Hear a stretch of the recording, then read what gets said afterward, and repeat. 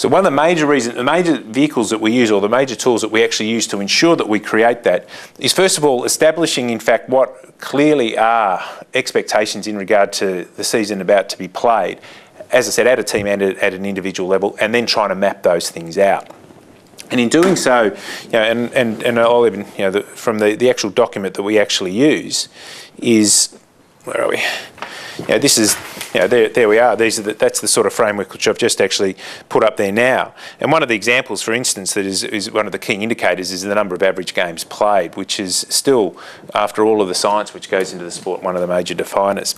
And what this shows is that of the better Melbourne team in 2011, when it was picked at the start of the year, our average games were 54, and Collingwood's premiership side of last year, which is one of the youngest to win a premiership, was 101, and Geelong's of the year before was 145. So we've still got some work to do, hence this sort of continuum. So how do we therefore measure the week to week our performances? One of the things we do, and I've talked about this last year, is that what we try and do is put a rating on every team we play, and I'd recommend that every Melbourne supporter does this. Just get a nice graph going, and say, okay, round 1 through to 22. Put the team in. We use a 1 to 7 scale here, 7 being outstanding, and Collingwood are the outstanding club of the competition, and 1 being poor, and there's probably no one in that regard. In fact, the lowest ranking we give a club this year is a 3, which is an average in regard to that. And then as each week goes by, just measure what you rank the opposition team as, and then in doing so, give Melbourne a ranking, recognising what phase of our development we're at. Clearly our objective when we get to this phase, the contending phase, is that we're a 6 or a 7 team. That's the clear objective. And if we can achieve that, we're in the top 2 or 3 teams in the competition in any one year, and therefore we're a realistic chance of having a premiership, or winning a premiership and having a premiership era. And that realistically is what we call, and everything operates against what we call the premiership model. So everything's geared to this thing called the premiership model. Okay, so therefore what we've now got to measure is that this variation of performance and how it's all going to actually operate is there are going to be teams that we play on a week-to-week basis who are rated higher than us. And it's not an unrealistic thing to say, okay, Hawthorn at this stage of their development are a team which is rated higher than us. In the end, if you're playing a team which is rated higher and you lose, well, that's not a totally unexpected result. But that doesn't mean you ever make excuses for whatever you see as the areas of improvement within it all. And whilst we lost by 45, pen running out here, lost by 45 points, probably the disappointment, I think, from all Melbourne supporters was the way we actually lost by 45 points, because clearly we were in the game, for important periods of the match.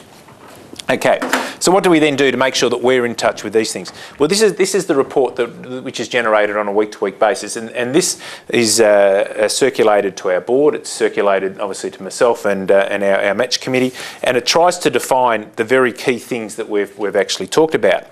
So what we do is we do a pre-season predictor as to how we rate our team versus how we rate the opposition.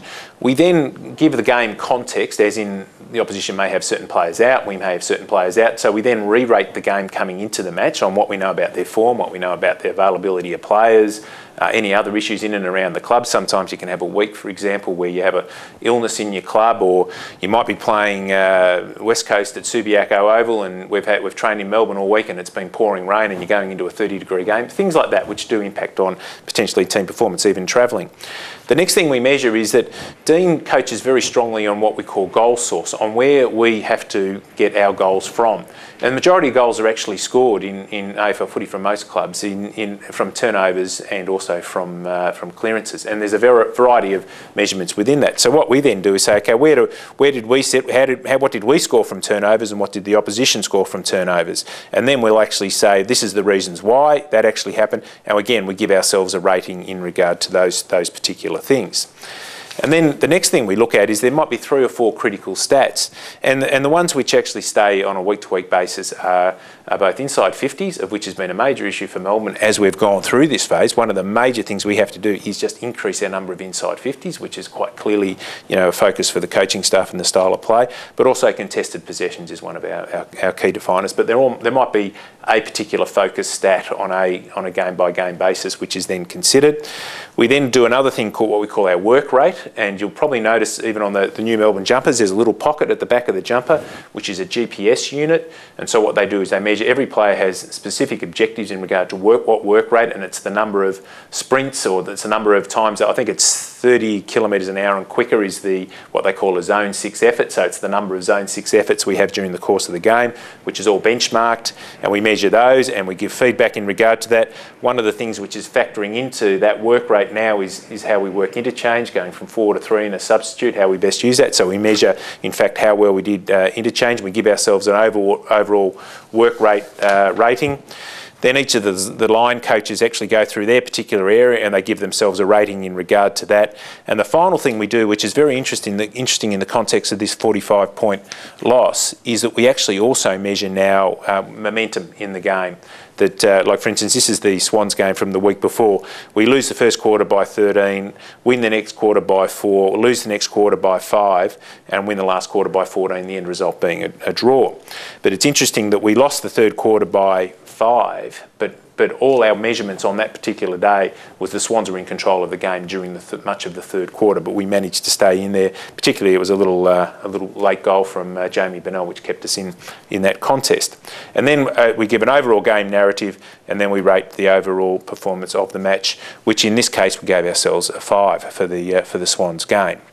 So what that actually does is it defines all of the things that we think contribute to the winning result. So therefore, when we're trying to come back and say, okay, what does winning look like?